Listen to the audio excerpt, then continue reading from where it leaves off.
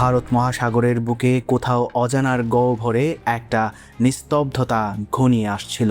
বিশ্বের সবচেয়ে শক্তিশালী সামরিক বাহিনীর দাবি এই জায়গাটা পৃথিবীর কোনো শক্তির নাগালের বাইরে, একেবারে দুর্ভেদ্য।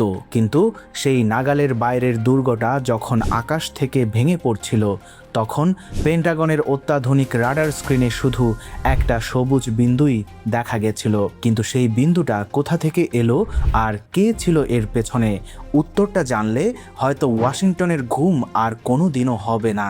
মধ্যপ্রাচ্যের মাটি এখন আগুনে ফুঁসছে। আমেরিকা আর ইসরায়েল ভেবেছিল ডলারের জোর আর সামরিক প্রদর্শন দিয়ে এই অঞ্চলকে চিরতরে নিজেদের মুঠোয় রাখা যাবে। কিন্তু সেই স্বপ্নটা এখন একেবারে চূর্ণ বিচূর্ণ হয়ে ছড়ানো ধূলিকণায় পরিণত হয়েছে। আশেপাশের অনেক আরব দেশ নিজেদের স্বার্থ আর লোভের কাছে মাথা নত করলেও ইরান একা বুক চিতিয়ে দাঁড়িয়েছে। তাদের পাশে হাজির হয়েছে লেবানন আর ইয়েমেনের সশস্ত্র প্রতিরোধ গোষ্ঠীগুলো, যারা ইসরায়েলকে চারদিক থেকে বেষ্টন করে ফেলেছে। কিন্তু এই দৃশ্যমান লড়াইয়ের আড়ালে এমন একটা পরিস্থিতি তৈরি হয়েছে যেটা দেখে পুরো বিশ্ব এখন শিউরে উঠছে। ইরানের হাতে যে অস্ত্রগুলো এখন দেখা যাচ্ছে, সেগুলোর ডিজাইন বা কারিগরি কাঠামো দেখে মার্কিন গোয়েন্দা সংস্থাগুলোর মাথা ঘুরে যাচ্ছে। কারণ এই অস্ত্রগুলো ইরানের নিজস্ব কারখানার তৈরি নয়। তাহলে বলুন তো, পর্দার আড়ালে ঠিক কে এই ভয়ানক খেলাটা খেলছে? তেহরান থেকে প্রায় 4000 কিলোমিটার দূরে ভারত মহাসাগরের এই গোপন ঘাঁটিটার নাম দিয়েগো গার্সিয়া। আমেরিকার নৌবাহিনীর জন্য এটা ছিল সবচেয়ে নিরাপদ আশ্রয়স্থল। এমনকি পুরো এশিয়ার উপর নজরদারি চালানোর মূল কেন্দ্রও ছিল এটি। কিন্তু ইরান থেকে ছোটা কয়েকটা মিসাইল কিভাবে এত দূরের লক্ষ্যবস্তুতে একেবারে নিখুঁতভাবে আঘাত হানল? পেন্টাগন এখনও এই প্রশ্নের কোনো সদুত্তর খুঁজে পায়নি। তারা প্রথমে ভেবেছিল হয়তো ইরান হঠাৎ করে কোনো অভূতপূর্ব প্রযুক্তি আবিষ্কার করে ফেলেছে। কিন্তু যখন হামলার ধ্বংসস্তূপের ভেতর থেকে ক্ষেপণাস্ত্রের কিছু অংশ উদ্ধার করা হলো, তখনই সব বদলে গেল। সেই ধ্বংসস্তূপের গন্ধ থেকেই উঠে এলো এক চরম অপ্রত্যাশিত সত্য, যা আমেরিকার জন্য একেবারে জেগে ওঠা দুঃস্বপ্নের মতো। ফক্স নিউজ ডিজিটালের একটি চাঞ্চল্যকর রিপোর্ট সামনে আনলো সেই লুকানো রহস্যের মুখোশ। আন্তর্জাতিক নিরাপত্তা বিশেষজ্ঞ এবং ইরান উত্তর কোরিয়ার কৌশলগত অংশীদারিত্ব নিয়ে বই লেখা প্রখ্যাত লেখক ব্রুস ব্যাকটলের দেওয়া নথিপত্র খতিয়ে দেখলে শিউরে উঠবেন। তিনি সরাসরি জানিয়ে দিয়েছেন, দিয়েগো গার্সিয়ায় যে ক্ষেপণাস্ত্রগুলো আঘাত হেনেছে, সেগুলো তেহরানের কোনো নিজস্ব আবিষ্কার বা হঠাৎ করে বানানো অস্ত্র নয়। এগুলো হলো উত্তর কোরিয়ার কারখানা থেকে বের হওয়া মৃত্যু ফাঁদ। 2005 সালে পিয়ংইয়ংয়ের সাথে এক অত্যন্ত গোপনীয় চুক্তিতে ইরান কিনেছিল 19টি ভয়ঙ্কর মুসুদান ব্যালিস্টিক ক্ষেপণাস্ত্র। আর সেই চুক্তির 2টি মিসাইল একেবারে নিখুঁতভাবে কাজে লাগিয়ে আমেরিকার সেই দুর্ভেদ্য ঘাঁটিকে মাটিতে মিশিয়ে দেওয়া হয়েছে। এতদিন ধরে পুরো বিশ্ব ভেবে আসছিল ইরান একা লড়ছে, কিন্তু আসল খেলোয়াড় তো ছিলেন সম্পূর্ণ অন্য জায়গায়, সম্পূর্ণ নিস্তব্ধে। কিম জং উনের এই চালটা কেউই আশা করেনি।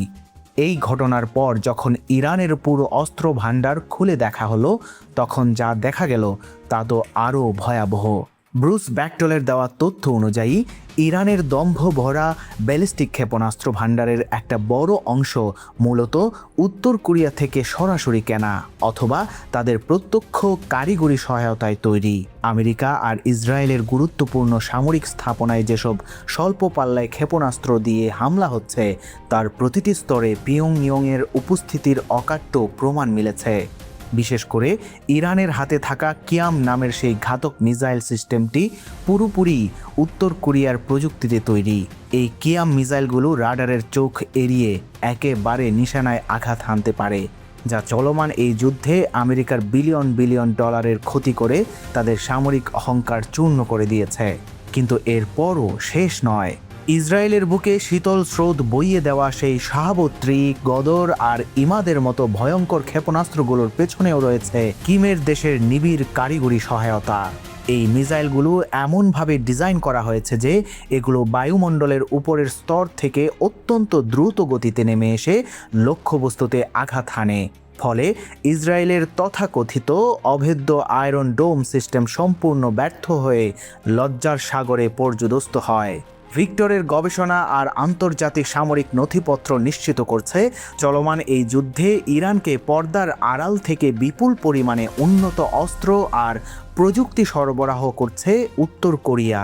একটা প্রশ্ন তখনই মাথায় আসে, এত বড় একটা সামরিক নেটওয়ার্ক পেন্টাগনের চোখ এড়িয়ে কিভাবে গড়ে উঠল? এই রহস্যের সূত্রটা খুঁজতে হলে অনেক পেছনে 90-এর দশকে শেষের দিকে ফিরে যেতে হয়। ইরান যখন তাদের সামরিক শক্তি নতুন করে গড়ে তোলার কাজ শুরু করেছিল, ঠিক তখনই উত্তর কোরিয়া চুপচাপ তাদের প্রায় 150টি নটং সিস্টেম ক্ষেপণাস্ত্র সরবরাহ করেছিল। সেই থেকেই এই দুই দেশের মধ্যে যে সামরিক বোঝাপড়া তৈরি হয়েছে তা আজ এক শক্ত লোহার দেয়ালের মতো দাঁড়িয়ে আছে। কিম জং উন খুব ভালো করেই বুঝতে পেরেছিলেন যে সরাসরি আমেরিকার সাথে সংঘাতে জড়ালে আন্তর্জাতিক সমীকরণ উল্টে যেতে পারে। তাই তিনি এক অত্যন্ত চতুর পথ বেছে নিয়েছেন। তেহরানকে তিনি তার সবচেয়ে আধুনিক সমরাস্ত্র দিয়ে এমনভাবে সজ্জিত করেছেন যে আমেরিকার পুরো মনোযোগ এখন মধ্যপ্রাচ্যে আটকে আছে। আর এই ফাঁকেই কিম আড়াল থেকে ট্রাম্পের অহংকার মাটিতে মিশিয়ে দেওয়ার কাজটা নীরবে সম্পন্ন করছেন। ওয়াশিংটন আর তেল আবিব যে ভয়ানক ভুলটা করেছে সেটা হলো তারা ইরানকে একা ভেবেছিল। তারা নিশ্চিত ছিল অবিরাম বোমাবর্ষণ করলে তেহরানের সমরাস্ত্রের ভাণ্ডার শূন্য হয়ে যাবে, কিন্তু পেন্টাগন ঘুণাক্ষরেও টের পায়নি যে ইরানের পেছনে এমন একটা ভয়ঙ্কর সাপ্লাই চেইন কাজ করছে যার শিকড় মধ্যপ্রাচ্যের বাইরে, পেন্টাগনের সরাসরি আওতার বাইরে। উত্তর কোরিয়া থেকে আসা এই মিসাইলগুলো এখন আমেরিকার প্রতিটি ঘাঁটিকে একেবারে নিথর নিশানায় পরিণত করেছে। দিয়েগো গার্সিয়ায় হামলা শুধু একটা সামরিক অপারেশন নয়, এটা তো ওয়াশিংটনকে দেওয়া একটা শীতল বার্তা। বার্তাটা হলো পৃথিবীর যে প্রান্তেই আমেরিকার সামরিক ঘাঁটি থাকুক না কেন, সেটা আর এক মুহূর্তের জন্য নিরাপদ নয়।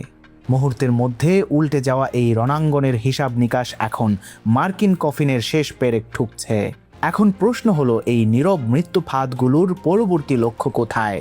আমেরিকা যখন বুঝতে পারছে যে তাদের সামনে একা ইরান নেই, বরং পুরো একটা অদৃশ্য জোট তাদের ঘিরে ধরেছে, তখন তাদের পরবর্তী পদক্ষেপ কি হতে পারে? কিম জং উন আর কতটা গভীরে লুকিয়ে আছেন এই খেলায়? আর সবচেয়ে ভয়ের ব্যাপার হলো, যদি এই মসুদান মিসাইলগুলোর সাথে একদিন উত্তর কোরিয়ার পারমাণবিক ক্ষমতাও হাত ধরে মিশে যায়, তবে মধ্যপ্রাচ্যের এই মহাপ্রলয়ের চেহারাটা কেমন হবে? এই প্রশ্নগুলোর উত্তর হয়তো এখনই কারোর কাছে নেই, কিন্তু একটা কথা স্পষ্ট, পৃথিবীর ক্ষমতার ভারসাম্য এখন যে কোনো মুহূর্তে একেবারে উল্টে যেতে পারে। আর এই উল্টানোর শব্দটা হয়তো আমরা ইতোমধ্যেই শুনতে পেরেছি, শুধু বুঝতে পারিনি।